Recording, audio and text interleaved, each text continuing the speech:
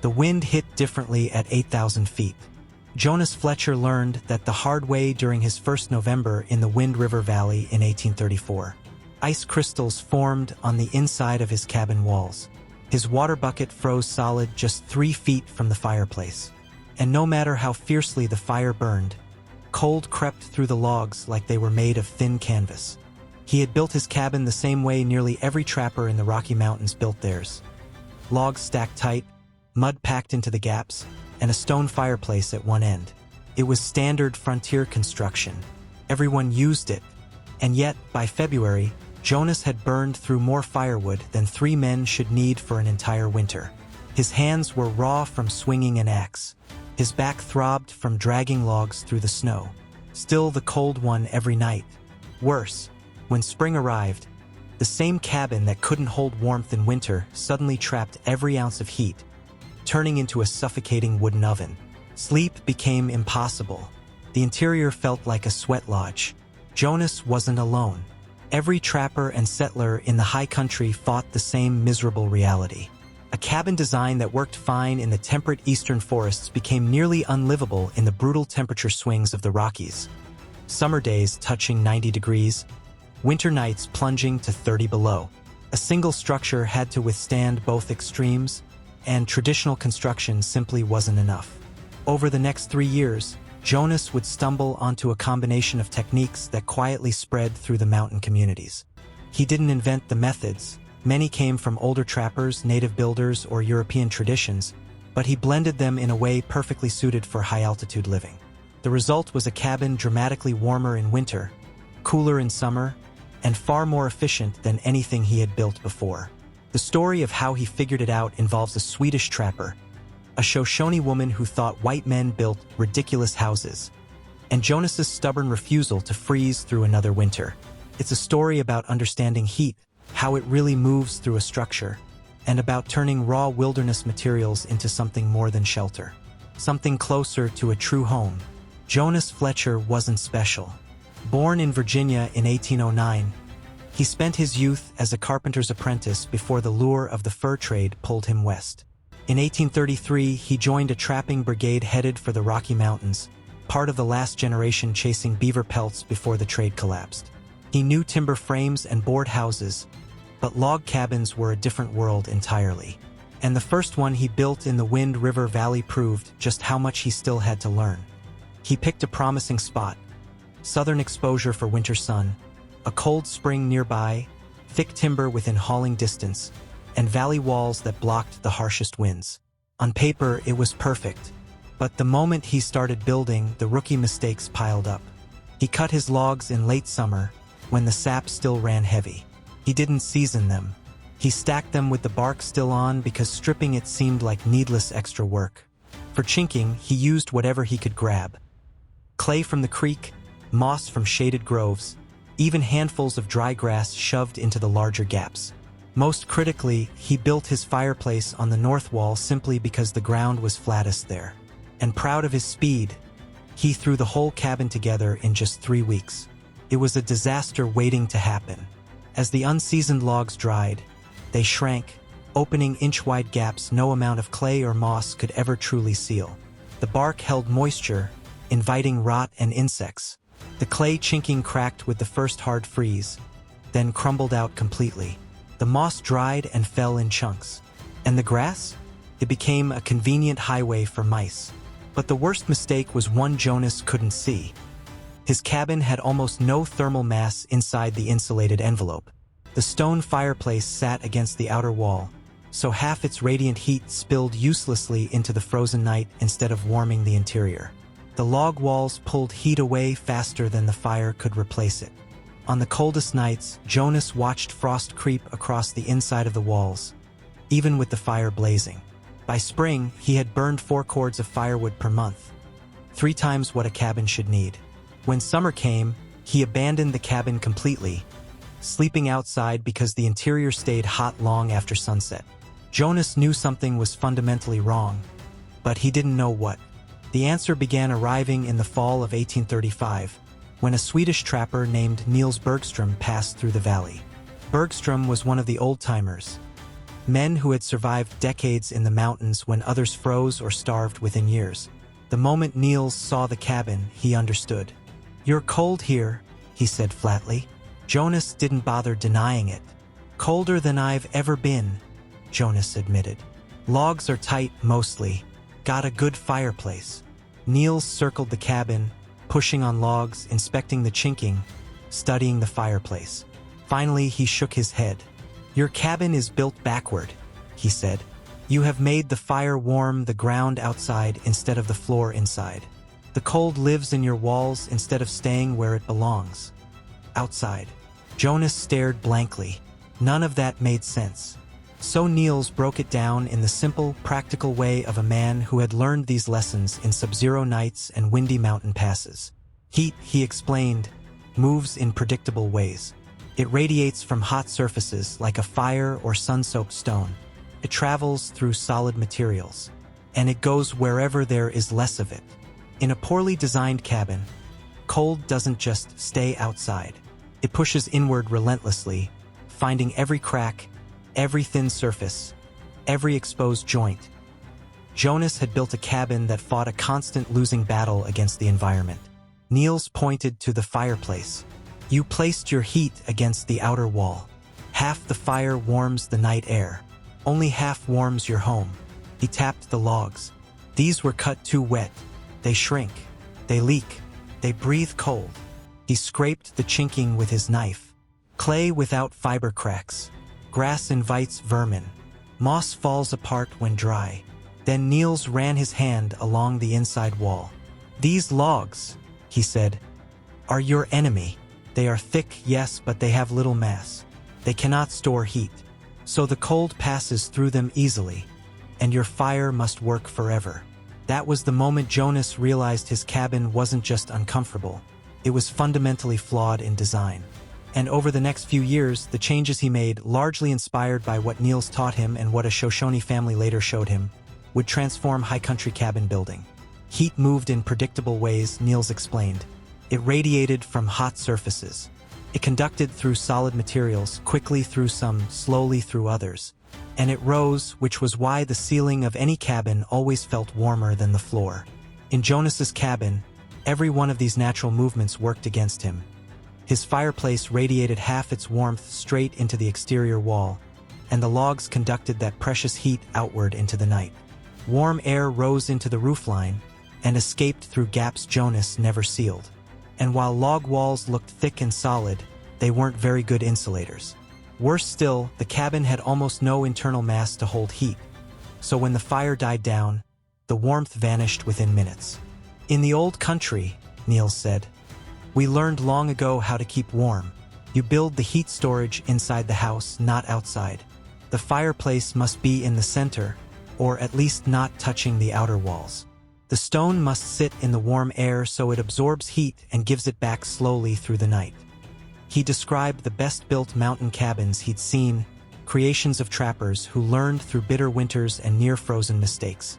They placed their fireplaces inward, or extended their stonework deep into the living area so the mass could radiate heat back into the room. In the coldest regions, they used double-wall construction. 2 layers of logs with packed earth or moss between them, trapping still air for insulation. They sealed every seam with proper chinking, using materials that wouldn't crack or crumble. And most importantly, they built with season logs, trees cut after the sap had dropped and left to dry for months before stacking. Jonas listened closely. Everything Niels told him contradicted the common frontier wisdom he had followed his first year. But that wisdom had left him cold, exhausted, and miserable. It was time to try something different. The second, and perhaps more important, lesson that season came from an unexpected source. Late autumn brought a French-Canadian trapper named Baptiste Marot and his Shoshone wife, Morning Crow, through the valley. They stopped at Jonas's cabin to trade supplies. Morning Crow took one look at his setup and burst into laughter. "White men build cold houses," she said in a blend of Shoshone, French, and rough English. "Your walls breathe out warmth like an old man losing his life." Jonas was tired of hearing how awful his cabin was, but he knew enough to listen to people who had survived in the mountains long before he arrived. Morning Crow explained that her people didn't build single-layer log structures for winter lodging. They used what she called two skins, an inner wall, an outer wall, and trapped air or insulation between them. Air itself, she said, was a good insulator as long as it stayed still. Trap it and it held warmth. Let it move and it carried heat away like water running downhill. A single log wall placed cold air on one side and warm air on the other, allowing heat to leak straight through. But two layers with a pocket of still air between them slowed that transfer dramatically. Morning Crow described how Shoshone shelters were constructed with bark, hides, or woven mats creating double layers. In the coldest regions, they dug lodges partially into the earth, using soil as natural insulation. And then she pointed out something Jonas had never considered: buildings should respond to the seasons. In summer, she said, you let the hot air go. Make openings high where heat rises. You make shade on the sunny side. In winter, close the high openings. Keep hot air inside. And do not let the earth's warmth escape. It must stay under your floor. Jonas spent the rest of autumn thinking about everything he'd learned, from Niels's practical frontier engineering to Morning Crow's environmental wisdom. He thought about heat rising, about trapping air, about placing the fireplace where warmth wouldn't leak away. He thought about building with season logs, about proper chinking, about double walls and earth insulation. And he thought about something else. His background as a carpenter gave him skills many trappers lacked. He could build better if he chose to. By December, Jonas had a plan. He would rebuild from scratch. A new cabin, wider, heavier, better sealed, better insulated. A structure designed to work with the mountain instead of fighting it. It would take all summer, but if it meant no more frozen nights and suffocating summers, the effort would be worth it. He began by cutting logs in late fall of 1835, after the sap had dropped. He cut twice what was needed for a standard cabin because his design included double walls in critical areas. He stacked the logs with spacers for airflow and left them to season through the winter. By spring, the wood was dry, lightened, and ready. The first major change was the foundation and floor. Jonas's first cabin sat directly on packed earth. The new one would stand on stone piers at the corners and midpoints, lifting the entire structure 2 feet off the ground. This crawl space served multiple purposes. It protected the bottom logs from ground moisture and rot, created an insulating air layer beneath the floor, and provided a cool storage space. Safe in summer, protected in winter. The floor itself was built from split log planks, or puncheons, laid flat over thick beams. This made the floor far warmer than packed dirt, and, combined with the air gap below, created a thermal buffer that kept cold from creeping up into the living space. The second major change involved the walls. Jonas built the primary structure with large, carefully fitted logs, each debarked, seasoned, and hewn flat where they met. It was far more work than stacking round logs, but the joints were tighter, the gaps smaller, and the insulation far better. Jonas Fletcher's second cabin was nothing like the drafty shelter he had survived in the winter before. This time, he approached construction with a single goal: build a structure that could stand against the brutal Wyoming cold. Every decision he made came from trial, error, and hard-earned experience. The first major improvement was the double wall system. On the north and west sides, the directions that faced the worst winter winds, Jonas built a second inner wall, 2 feet inside the outer one. This inner wall was made from smaller logs, flattened and fitted carefully. The gap between the two walls became a powerful insulation chamber. Jonas filled the bottom layer with dried moss, then packed in dry leaves, forest debris, more moss, and finally a clay and grass layer on top. These layers created multiple pockets of trapped air, one of the most effective insulators available to him. The east and south walls didn't need the double wall treatment, but Jonas still built them far better than before. He created a precise chinking recipe. Small split wood pieces shoved tightly into the gaps, then a mixture of clay, sand, and cow hair.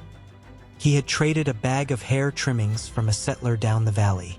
The sand provided structure, the clay sealed gaps, and the hair reinforced the mixture so it wouldn't crack in the cold. But he also added a final ingredient he'd learned about from another trapper: a small amount of lime. The lime reacted with the clay and hardened it, creating a chinking far stronger and more durable than the usual moss and mud mix. Jonas's third major improvement was the fireplace. Instead of attaching it to an outer wall like most cabins, he built it fully inside the room, about 4 feet from the north wall. He constructed the firebox from flat stones and used rounded river rock for the upper sections, but the key was mass, tons of it. Jonas deliberately built the fire structure oversized, creating a huge thermal battery that could store heat for hours. He even extended stone benches from each side so they would absorb and radiate warmth. Altogether, the fireplace weighed 4 to 5 tons, and every bit of that weight worked in his favor. His design was simple but brilliant. He burned a hot fire for an hour or two, heating the entire stone structure. When the fire died down, the stone released its stored heat for 8 to 10 hours. This meant Jonas didn't have to keep the fire burning all night, a major change from his old cabin. The chimney included a slight bend halfway up, forcing smoke and hot air to linger against the stone and give up more heat before exiting. A stone damper near the top let Jonas control airflow and reduce heat loss even further. The fourth innovation involved ventilation and temperature control. Near the roofline, he built small openings on the east and west walls. In winter, he sealed them with fitted wooden plugs. In summer, he opened them to let hot air escape naturally. Jonas also gave the cabin a steep, sod-covered roof, unusual for mountain cabins at the time. The steep pitch shed snow easily and created a large insulating air gap under the rafters.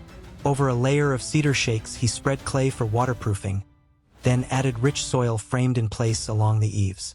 Grass and wildflowers soon took root, creating a living roof that insulated in winter and absorbed heat in summer. The fifth design element focused on the south wall.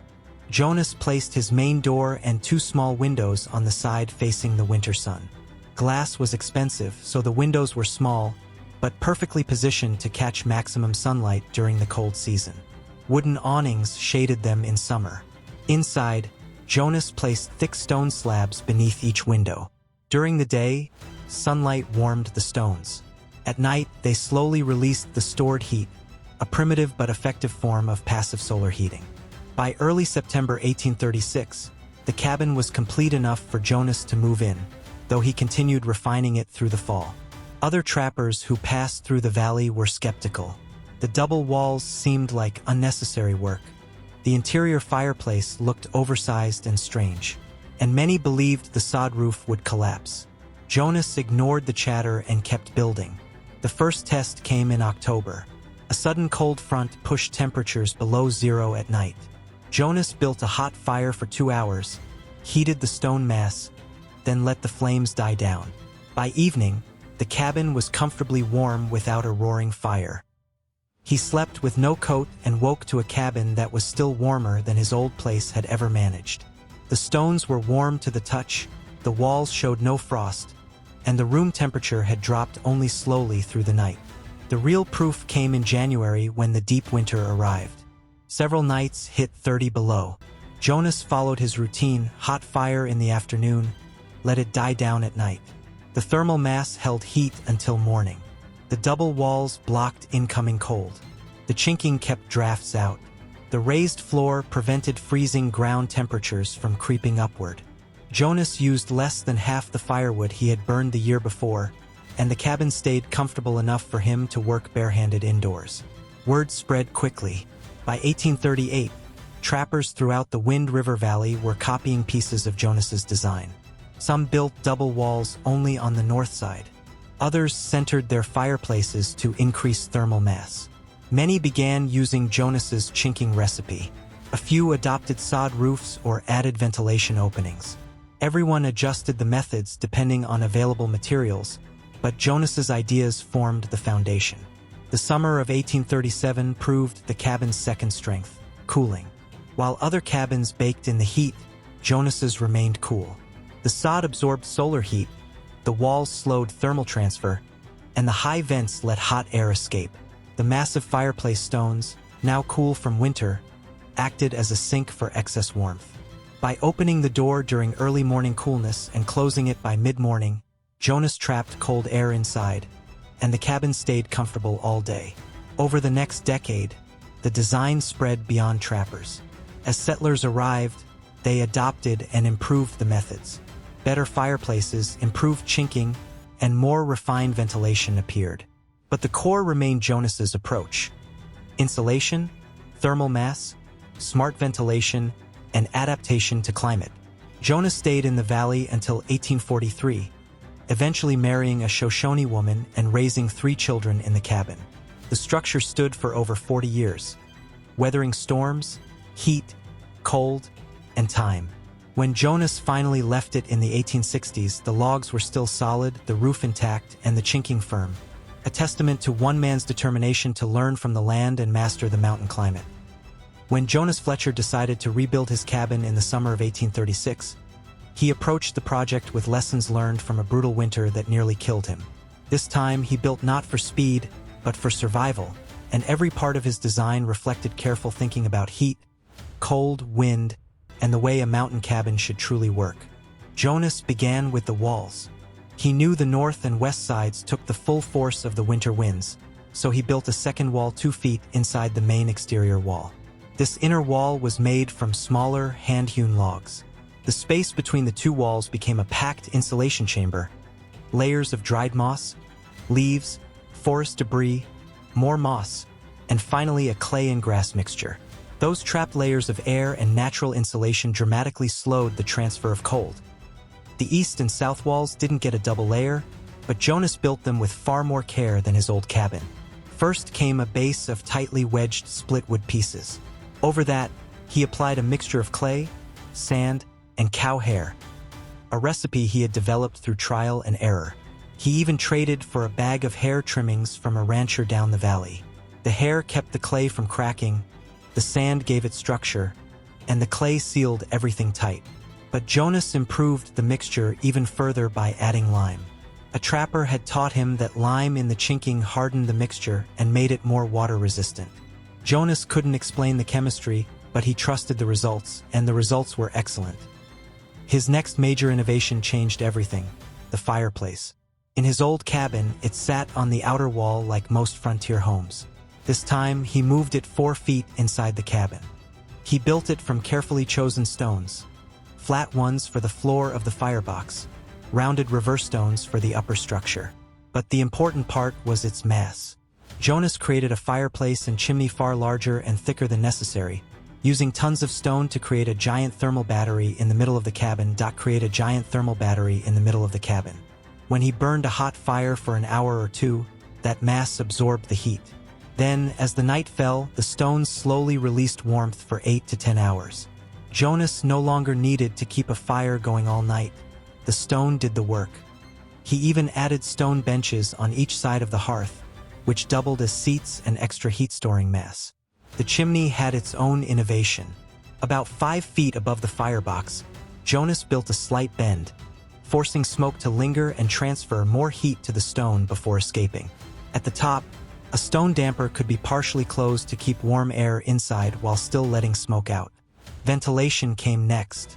Jonas added small openings near the roofline on the east and west walls.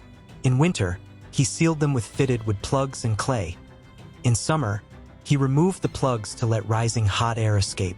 This simple system made the cabin dramatically cooler in the hot months. He also redesigned the roof. Instead of the low-angled roofs most trappers used, Jonas built a steep pitch.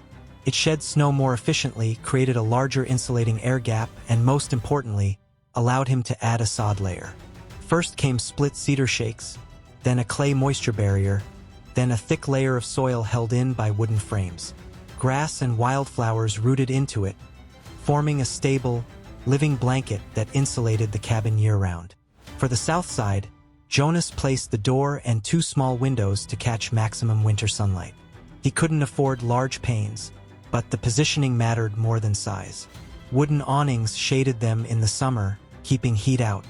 Inside, stone slabs beneath each window absorbed sunlight throughout the day and released it at night, adding yet another passive heating element.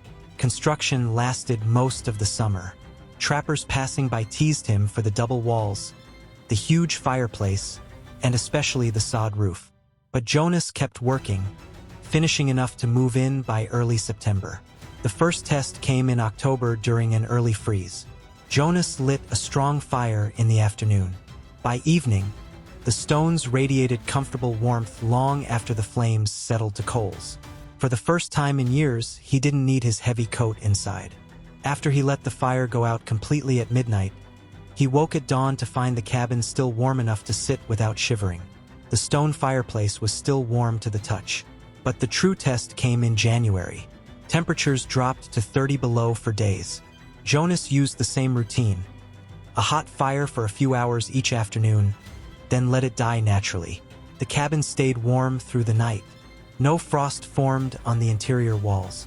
Drafts were gone. The double walls blocked the wind. The thermal mass held heat. The raised floor prevented cold from seeping upward. He burned less than half the wood he had used the previous winter. Word traveled fast. Other trappers visited, tried the cabin, and immediately wanted to copy his methods.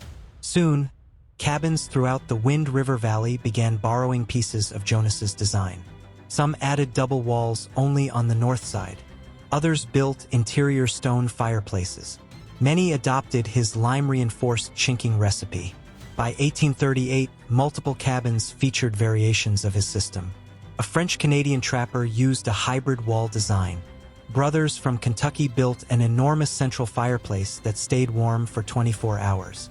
Another trapper added a sod roof to his existing home and reported huge improvements. Jonas's design didn't just help in winter, it outperformed every other cabin in summer. 2. The thick walls kept heat out, the living roof absorbed sunlight, and the ventilation openings created natural airflow. The stone fireplace, cool from the winter, absorbed daytime heat instead of releasing it. Jonas learned to open the cabin in the early morning to let cool air in, then seal it by mid-morning to trap the coolness.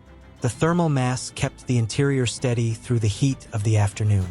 These ideas spread through the mountain communities and later to the settlers arriving in the 1840s.